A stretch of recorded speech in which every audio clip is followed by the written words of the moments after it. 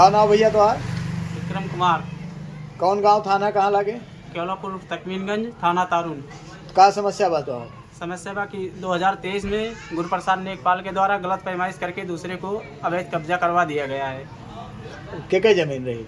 जमीन हमारी थी, विपक्षी मंगल प्रसाद द्वारा जबरदस्ती कब्जा करवा दिया गया है। अच्छा, तो यहाँ मैं कहाँ शिकायत किया? कहाँ शिकायत शिकायत बीकापुर में किया था, तारून थाने में किया था, ऑनलाइन कंप्लेन किया था, बट उस पर कोई सुनवाई नहीं हुई है। लेखपाल भी गलत एप्लीकेशन लगा दिए हैं, गलत रिपोर्ट लगा दी? हाँ, क्या लेखपाल है? क्या लेखपाल गलत रिपोर्ट लगाओ बा? वेद प्रकाश तिवारी।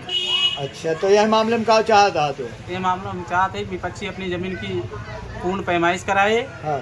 जहाँ तक उसकी ज़मीन है वहाँ तक वो कब्जा करे। अच्छा, अब वही मौके पर का स्थिति बा? का दिक्कत समस्या मौके बहुत बा? मौके पे समस्या है कि वो हमारे पेड़ जो है हद पे है, हाँ। ज़मीन के वो कटाई की जा रही है ज़बरदस्ती, हाँ। और हमारे घर के सामने घूर गड्ढा लगाया जा रहा है, प्रताड़ित किया जा रहा है, हमको थाने की धमकी दी जा रही है।